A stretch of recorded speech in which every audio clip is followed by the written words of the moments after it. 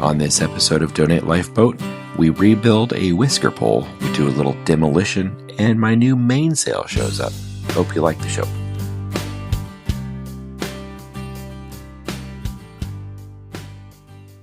Hey, it's Sam from Halfway There Adventures. I just wanted to give a shout out to Brian. Thank you, Brian. He is the owner and the operator of Donate Lifeboat. He sent me a bunch of blocks and little pieces and parts for my sailboat. Thanks, man. You're so welcome, Sam. Hope it helps out. Hey there, I'm on the boat. It's blowing like 30 to 40 mile an hour winds today, and it's actually snowing a little bit. I don't know if you can see out the window well enough to see the flurries. It's toasty warm in here. I've got my space heater running. It's currently 64 degrees in the boat. So I've been going through kind of moving some things around. I kind of cleared the wall out over here. I think with the amount of amp hours we're gonna have, I could put a little TV up in this corner on a bracket that it would allow it to kind of articulate. And I know what you're thinking, Brian, why do you need a TV on a sailboat? I plan on camping on this thing for extended days in a row. Like leave Thursday and camp Friday night, Saturday night, and maybe come home Sunday or Monday. And during the day, great. But at night, just sitting around and staring at the wall can be a little boring. With the advent of T-Mobile and their cellular high-speed internet, and I've got one of those out of my camper on the property, I can literally just unplug it and bring it with me, plug it in on the boat. I could watch a little TV at night. That'd be kind of nice. So I love this little space heater. Is just amazing. It trickles just enough heat out to make it really very comfortable in here. It's really very chilly outside, and that thing is just, it's very nice. I could sleep in here tonight.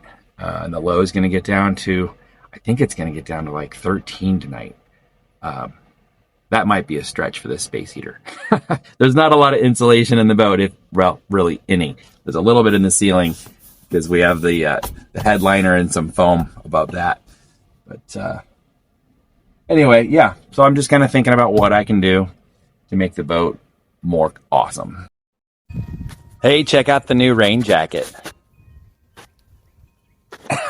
Pretty cool, huh? Matches the boat, matches Chiquita. And Amazon brought me my new oars for the boat. I know they look short, but they're extendable. Of course, they match. So this way, if I run out of wind, we can paddle back. Pretty cool. Love the coat. Turned out great. I got this off of Amazon. Here's a video of the boat looking towards the V berth, the front of the boat. And you're sitting where the companionway is, the steps to come down. It's pretty roomy in here, really. I mean, when I get the heater out of the way, you get a real nice walkway through here. Move about. If you were gonna cook, you'd sit right here and you do your cooking. This is my stovetop. You pull the cutting board off and you've got your 2-burner alcohol stove here. The little sink here for hand washing. I have yet to restore this. It needs a full rebuild. I need to locate some kind of a water tank and probably upgrade the piping for the drain and for the feed. And this little pump handle here, I need to make sure this operates. You're able to pump water. Got a little cabinet down here for storage. It's actually pretty big. Goes all the way up under the sink. There's storage under the berth here. There's storage under the berth here. And this is a double berth. You can sleep 2 here pretty comfortably. A little tight. I'm going to cut a piece of lumber that'll go from here to here across, and we could sleep this way instead of this way. And that way, when the boat is pitching or rolling on the waves, depending on what the wind and the wave situation is, you will rock this way instead of this way when you're sleeping. It'll be a little more comfortable. So that's something that's coming in the future. I'll cut that piece of wood. You can pull the companionway ladder, which you're sitting on currently, out completely, and it becomes a very wide situation, almost a king-size bed, really. It's pretty big. If we brought the dogs along with us, I'm sure they'd end up in the bed with us. It'll be tight with them. I went and spent some pretty good money on quality pillows, and this blanket set, and there's towels and stuff, just to make it a little more homey, a little more comfortable. Let's move up front. So if you wanted to, you could, if you needed more room, or maybe I'm snoring too loud, Susan could come up front here. You'd have to move my spinnaker, and the storm jib are in that bag right there. But this cushion here actually slips in here between this board and the bed, and that gives you another 16 inches. But you put your feet towards the front and your head out here, and it's pretty roomy. I mean, one person's going to be very comfortable. Two is pretty tight. You're going to knock knees for sure. But then the little bathroom is right here. I've got all my fenders stored in here right now. These come out. They go in the lazarette back by the cockpit, but this is a little porta potty bathroom situation. You see there's a curtain that gives it privacy. So if you're underway and you need to go potty, there you go. Guys, go overboard. Girls, come in here. This is my radio. It's ancient, but it works. This is a car stereo that does not work, and I will not recover it or redo it. And it's actually a huge pain to get to the parts to try to take it out. So I've just left it. It no longer receives power. There's a little storage down here in this little cubby. I've given thought to moving my radio and putting an actual little shelf in here, where I could put a little square refrigerator. I could put, it's not even a dorm refrigerator. It's literally just a cube. And that might be a nice thing to do. So I don't know, ideas I've had. There is storage you can't really see, but underneath there, you can see that there's storage here, and that's just you put some extra lines there. It's actually big enough that you can shove the storm jib in there, toiletries and whatnot. I've wired in 120 over here, and that comes off a 3,000 watt inverter, which powers it. And there's it. So that's my electronics panel. This is all going to be upgraded. The Pro Charger in gray, and then the little trickle charger in yellow down there. Those are going to be replaced with much better chargers. I have a 200 amp hour lithium battery coming. I'm very excited about it. That's an enormous amount of power. I would struggle to run out of that. Like, we could camp out on the boat in the winter and run the heater for 2 days and probably not run that battery down. Well, maybe that's an exaggeration, but pretty awesome that we're going to have this much power on the boat. So let's talk for a minute about another situation. I've had a woman reach out to me whose father passed away, and I have no idea how she found me, or if he had found me, or if this is decree in a will or something, or his wishes, or what the situation is. This woman's in Nebraska. Her father's passed away, and she wants to donate or gift to me a Catalina 250, which is a 25-foot sailboat. It's a water ballast sailboat, meaning there is no lead deep keel. And the riding moment is performed by a tank of water that you open up when you launch the boat, and it fills with, I believe it's about 1,200 pounds worth of water that comes into the bottom of the boat in a tank, which is very cool. This means it's got a very shallow draft, and when you're out sailing, you put down a centerboard for your keel, and you sail the thing. And then if you want to go into shallow area, you can kind of coast in and anchor. And you wouldn't want to sail it with a centerboard up. That'd be kind kind of crazy and a little dangerous. You, of course, would never sail it without filling the water ballast. But she sent me pictures of this thing, which I'll share, and it looks really like it's in very good condition. It's a 1996 Catalina 250. For what I can see in the pictures, I can't say no. It's a good looking boat. It's got a furler on the jib. It's got stuff that I don't even have on this boat. So I'm going to try and plan a trip up to Nebraska and go see this thing and hopefully bring it home. I've got my coat and my sweatshirt off. It's so warm in here. I had to turn the heater off for a little bit just to let things cool down. So I've been in here for a couple hours, just kind of screwing around. I finally did go over and sit down next to the radio station, and I've moved it. So I tore out the car radio because it's gone. And I moved my ship-to-shore radio, and it now sits here. So you would be sleeping here, laying down like this, and the radio is just next to your head there. I think it's a good place for it. It's a little more out of the way, and it opens up more opportunity to do some stuff over here. I think I'm going to try to gut the top shelf out of this and take the speaker out because it's not being used. There's a 12-volt cigarette lighter charger there that I could repurpose somewhere else.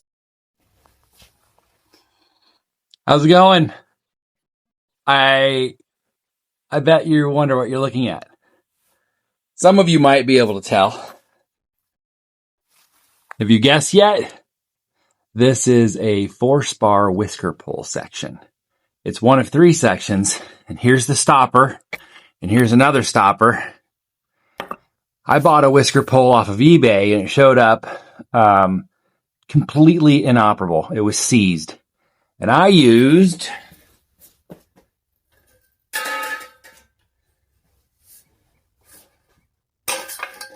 this curtain rod, which is made of hardwood and slightly longer than the Whisker pole itself. And what I did was I put this in here like this. I flipped it upside down and I rammed it as hard as I could like this.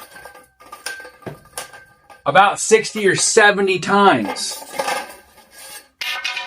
What eventually happened was this came out. Boom, like a big cork. And then I did it again with the next section, and this one came flying out. Let's look at the old ones. Got them sitting right over here. This is the old one. Here's another old one. You can tell the rubber here is much larger than the collar, and they should be the same size. So the rubber is just degraded and kind of worn out. You can see where it's broken here. And this is where it was holding on to the Whisker pole. Because what I'm going to do, and if you look right here, you'll see these 2 little divots. So you use a tap like this and your hammer, and I'm not going to be able to do it with you here because everything's going to go bang. But you dent the aluminum to grab the plastic, and these are the drag marks that it created when I pounded it out of the pipe. It was violent. My arms, my muscles here on both shoulders, they hurt like hell for about 10 days. These parts just showed up, so we're going to rebuild this thing. It's pretty simple. I paid just under $400 for this Whisker pole. I messaged the guy and I said, "Hey, this thing's no good, man. You sent me a crap pole." And he's like, "Oh, well, I don't, let me know what you want to do."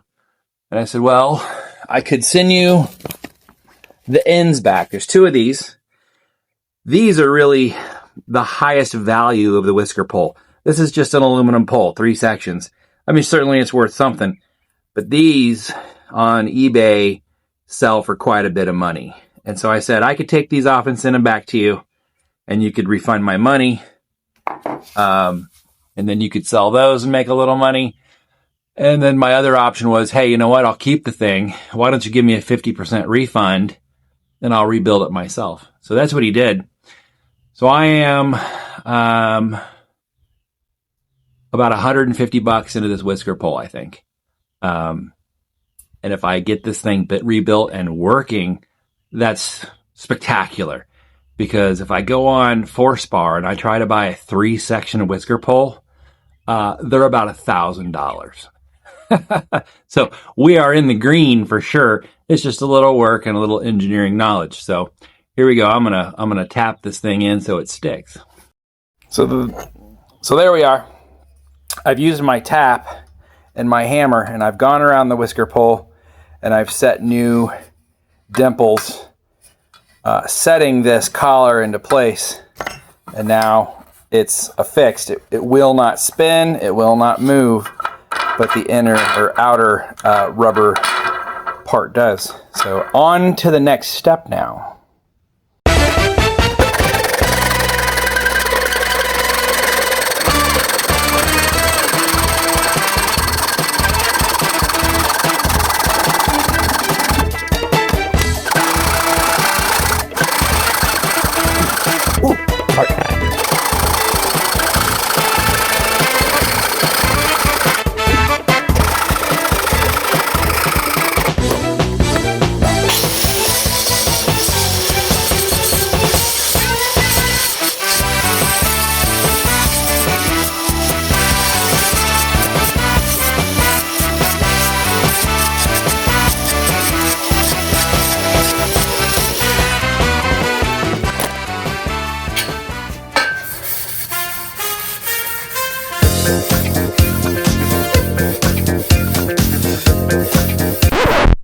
Oh, stop it.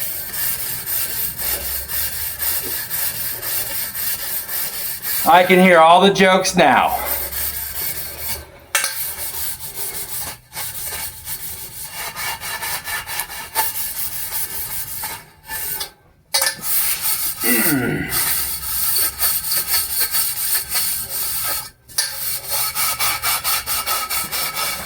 So I've taken, what did I have?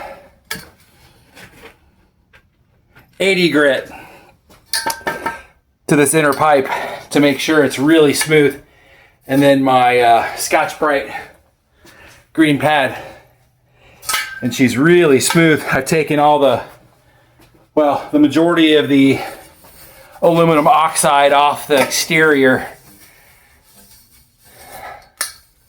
Just give it a good wipe down to get the dust off it. The interior of the pipe looks pretty darn good. See if you can see down there.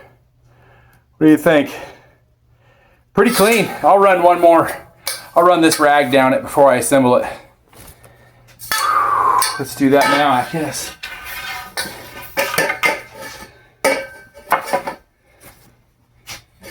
Put her like, whoops. Put her like that.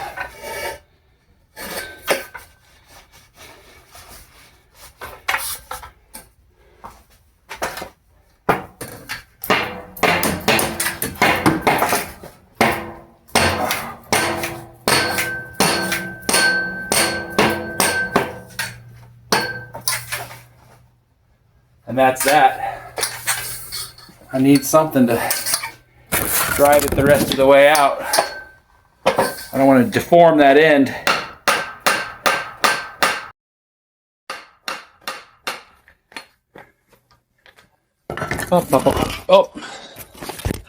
Oh no. I apologize. You fell down. You fell down, go boom.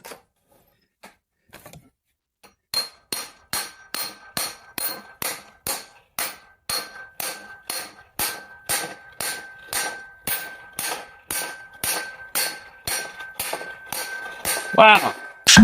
There she is.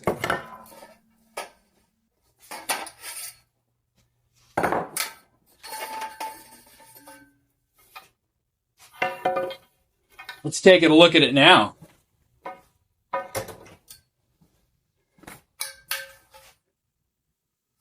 that. Squeaky clean. What do you think? I think it's a go. Okay. So here's kind of a little tricky piece. This is the inner pipe. This is the outer pipe. Here's our tape on the inner pipe. And if I push the pipe in, it'll go. This tape needs to meet another piece of tape on the inside of the outer pole. So we come up here. I'll pull the inner out a little bit. There's two ways you can do this. You can either... There's only one way to film this. I can either lay the sticky side out on the... Wow! That was amazing. I really need a better workbench. I need to clean up the one I have is what I need to do. And now my pipe's no longer exposed. There. Look at that. I was able to pull that out with 2 fingers. Well cleaned. Before you couldn't even move these things. So if I take the tape backing off and I put the sticky side out like this, and then I work it inside the pipe, or if I pull this pipe out and just lay it in there with my finger and go around the pipe, that piece of tape on the inside of the outer pipe will abut this piece of tape on the outside of the inner pipe, stopping it from coming out. I have opted to try to lay this tape up in there with my finger rather than outside the other piece of pipe. That just sounds hard as hell. I've sanded inside the pipe as far as my finger will go with 220 grit paper, and then I've cleaned it.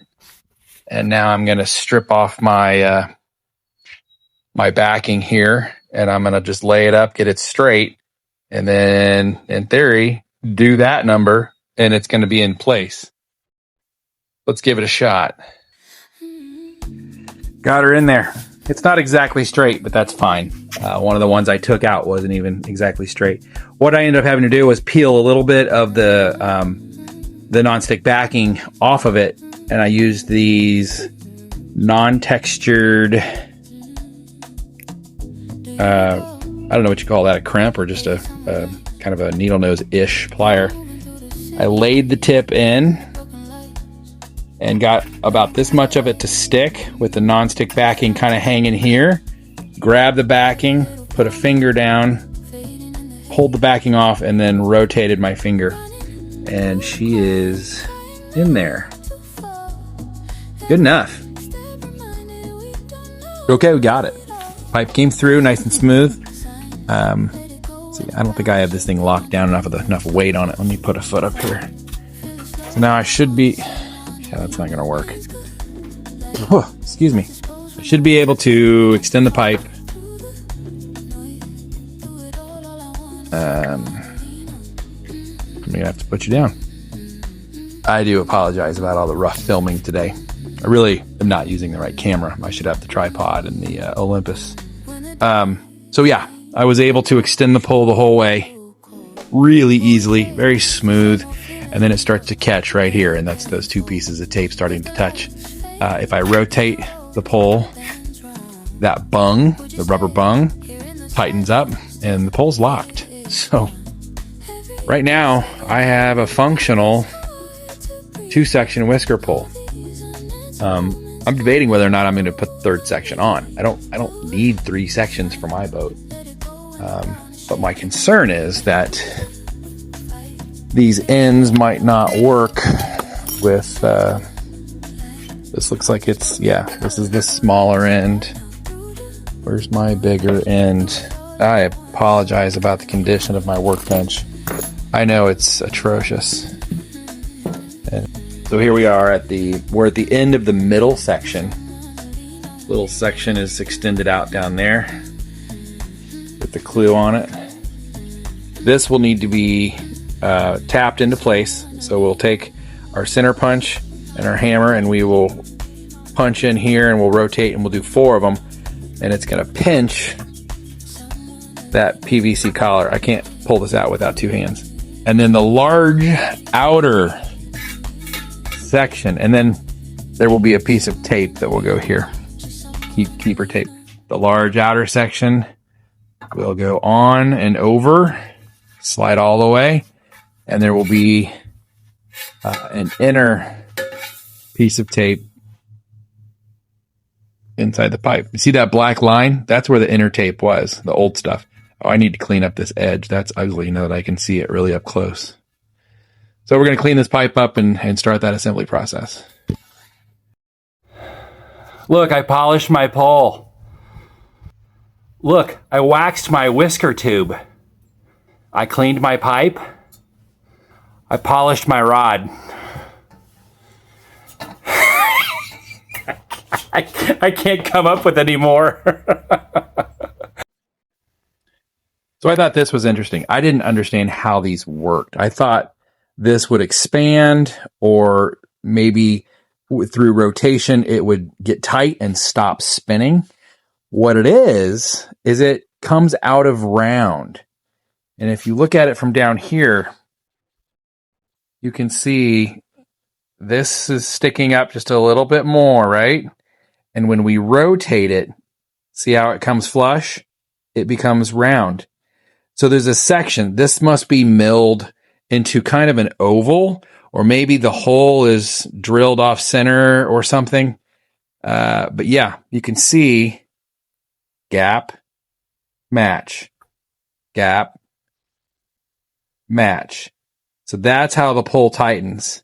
Very, very interesting. Now that I know how it works, I feel like I may not have struggled so much to get it apart. But anyway, good to know.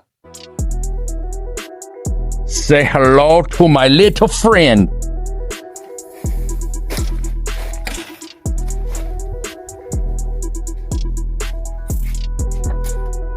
She's huge. Just absolutely huge. I may have to pull the spinnaker up today and just see what it looks like. How far I can really push this thing out. I mean, it may be really amazing. So she functions. Let's fold her up. Let me put you here. And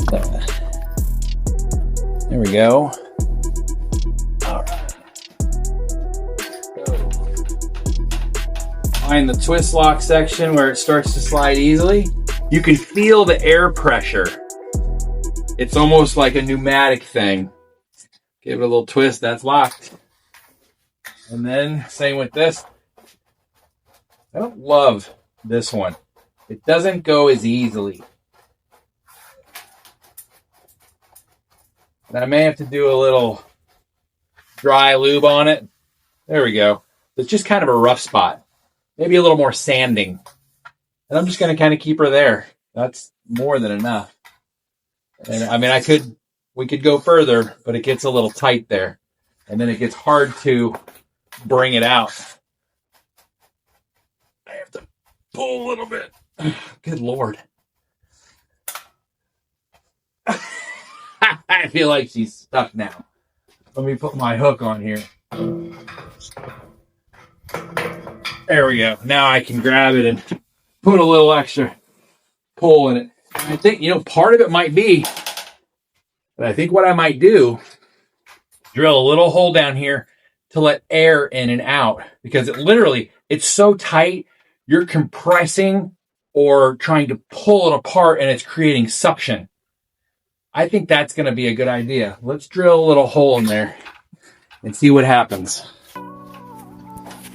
Whisker pull project complete. It's laying down here. I'm going to mount it on the mast. So the mainsail showed up. And I'm a little scared, honestly. You might remember a couple videos ago, I put this on and it didn't fit. And so it had to be shipped back down to Texas to a guy. They redesigned and cut the top of the sail and the leech line to make this thing fit the boom. So I'm gonna throw it on and let's see how she fits. I'm nervous.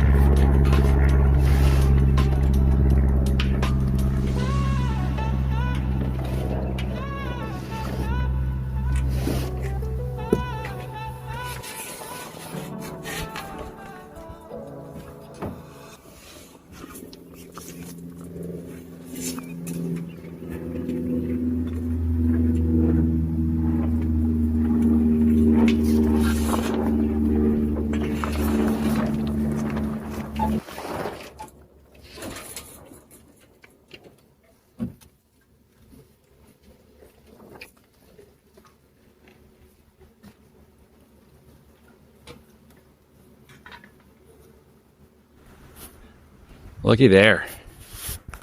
She fits. She looks gorgeous. 159, that's my number. Those of you who don't know, I was the 159th heart transplant performed at KU Medical Center. So that's my number. And then the logo, the Laguna Go logo up there, it looks fantastic. She's all the way up to the top. I need to... So this is a loose-footed main, and prior I had a bolt rope main that ran in this channel here. I don't have that now with this main. And so I never have had a hook, and I'm gonna have to install that. And here's the tack where the hook will catch, and so I have to let my out haul out a little bit. Oh, and I've jumped the track on two of my sliders, but that's my next project. Ah, just look at her. She fits well. So what I've done, I don't know, somebody on the golf course honking their horn. I have affixed this hook. I don't know what you call this. I've forgotten the name. Is it the tack hook? But anyway, I drilled through here, and it's solid aluminum the whole way. And this screw has bit into that aluminum. This is able to move. I didn't sink it all the way down. So I'm able to rotate this around a little bit. And I thought it would be a good idea to take maybe a little pressure off of this screw so it's not carrying the entire force. And I have applied this hook here that just goes back to this eyelet. Yes, I'm talking to myself. Here comes my sexy wife. Come on up here. We'll get a lot. Get over here. Come look at my new mane. You can take pictures of my new mane with your new camera. Look at it. It fits. Look at it. Just look at it. Glorious. Yep. Brian. 159. It fits perfectly. It does. And it's got the Laguna logo up top. Nice. She's so pretty. It's such a good day for us, though. It's a good day. I have a new functioning whisker pole. I got a new mainsail. Your whisker pole is very well functioning. Say that again. She said what? She said I had a nice whisker pole. Love you. Love you. Bye.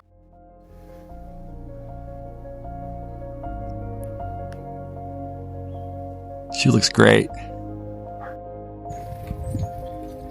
Figuring it out. So this red fleck line is a little too big for my little cleats. I'm setting up my reefing line. We've got one reef in this sail. I kind of wanted two, but Mark and I talked about it. Guy from Doyle Sails. And he says, brother, if you need to put in two reefs, you shouldn't be sailing. And he's right. It's not like I'm going to be out on the ocean in a situation where I can't port, you know. So he's right. It's extra money, and you save that. So I'm going to stash this line away as an extra. I found this on the Sweet 16. It's neon. It's great stuff. I don't even know why I bought it. I feel like this might be my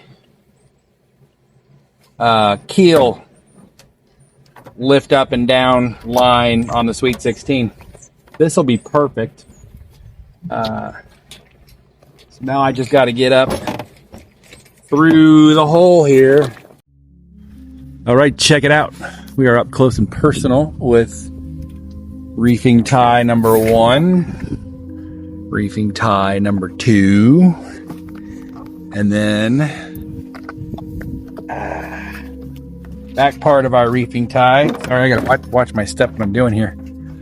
Oh, this is our reefing line. This is our dead end, and this is our working end. I guess lazy end and working end. So this is just, I pull this line tight, it pulls the back of the sail down. And now I'm going to rig up my front reefing line, which will go from the new tack in the reef point down to this pulley here, and then down to that pulley there. And it'll come to this turn block, and it'll come right back here to a chalk. Run this through here, tighten this up, there. And now we'll jump on the other side of the turn block.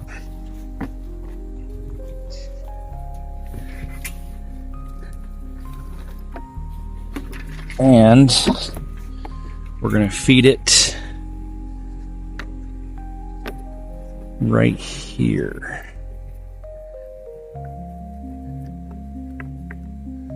This is always a little tough. Let me get Dad out. Come here, Dad. That's Dad. My dad's ashes are actually in here. This is a marlin spike. A little bit of his ashes are in there. So that way when I'm on the boat, he's with me. Sailing together.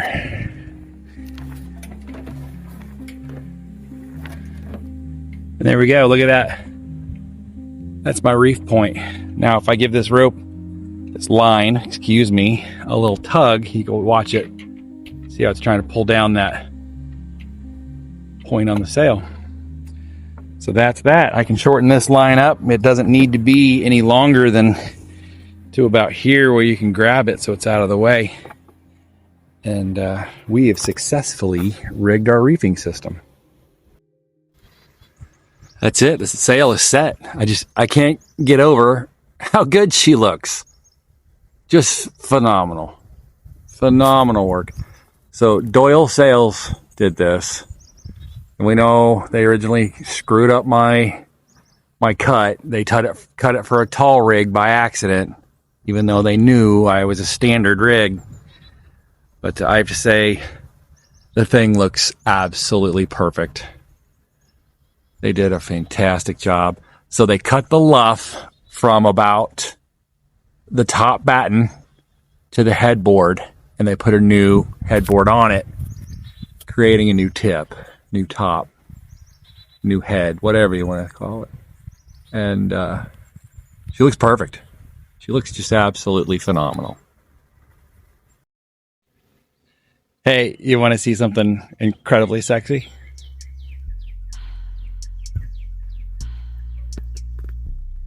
New boom cover. Look at that. Kapow! It's nice.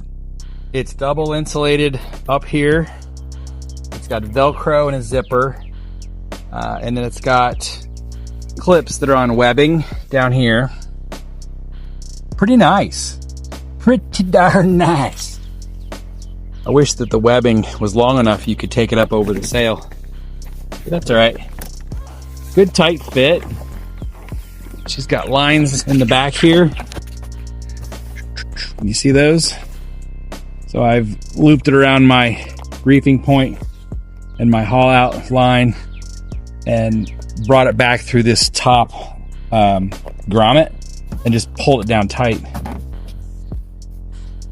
Both here and the third side. So all three are pulled back, led to the back and tight. Looks awesome. Should shutter water well and cover the new sail real well. Very pleased with that.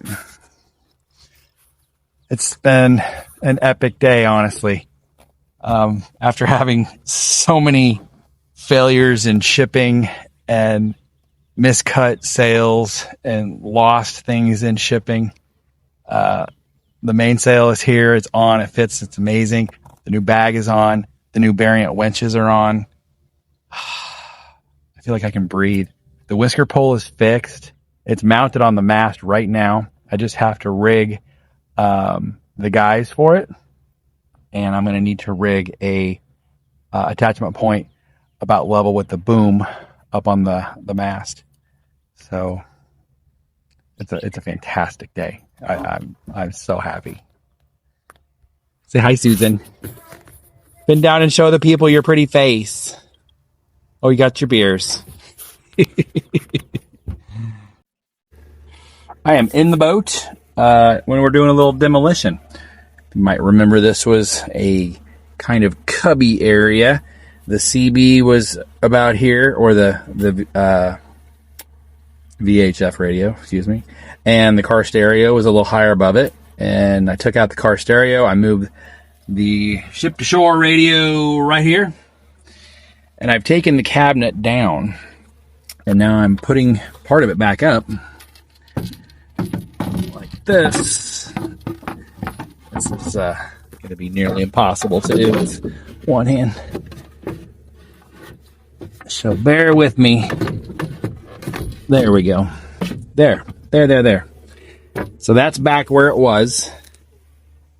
And I'm going to screw that back in. And then this was the top shelf that was up here.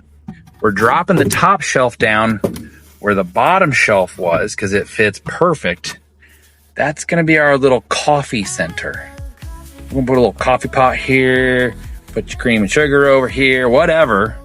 But it's going to be, it's almost level with the sink, which is perfect. It's got a little lip here. Things shift around a little bit. They're not going to fly out of here unless we heel over real far this way.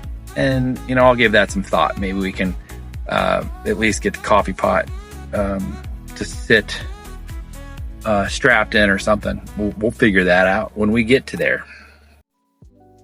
So, recap. What did we do today? We rebuilt a whisker pole. We got the whisker pole mounted on the boat. We got the new mainsail on the boat, and the new mainsail cover on the boat. The zipper on this thing's a piece of crap. I'm a little pissed about it, but I'm going to put some grommets in it and the little twisty locks. So I'm not going to sweat it, but I'm going to let the manufacturer know your zipper on this thing's a piece of shit. Modified the shelf inside the boat. Prepared for coffee station.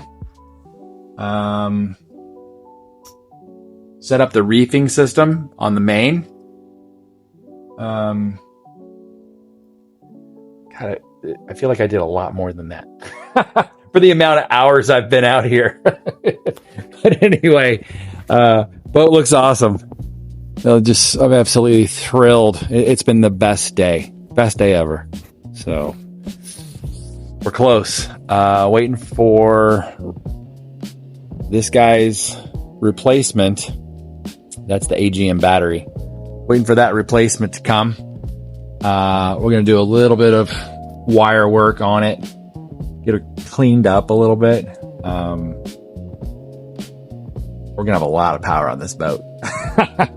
We're going to have 200 amp hours on this boat. And I'm thrilled about it because I can run my refrigerator. I can make coffee. I could bring an air fryer on here if I wanted to, and a microwave. And I just might. Still haven't figured out the water situation, and I'm not terribly worried about it.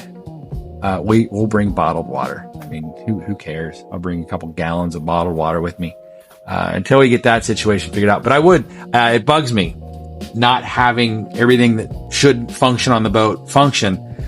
So at some point, and maybe this fall, who knows, maybe next year, I'll put a new bladder in it. I'll put new water, for a water tank, and I'll run a new water line as a fill line. We'll figure it out. We'll just figure it out. So pretty cool. That's about all I got to say. Thanks for watching. Do me a favor, hit that subscribe button, okay?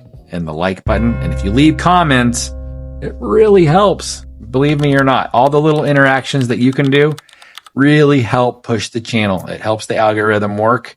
When you subscribe, it helps immensely. When you hit like, it helps. It tells people you like the video, and it's going to suggest it to other people. And when you leave comments, it tells the algorithm, it's a very interactive channel, and I will always respond. So do those 3 things, please.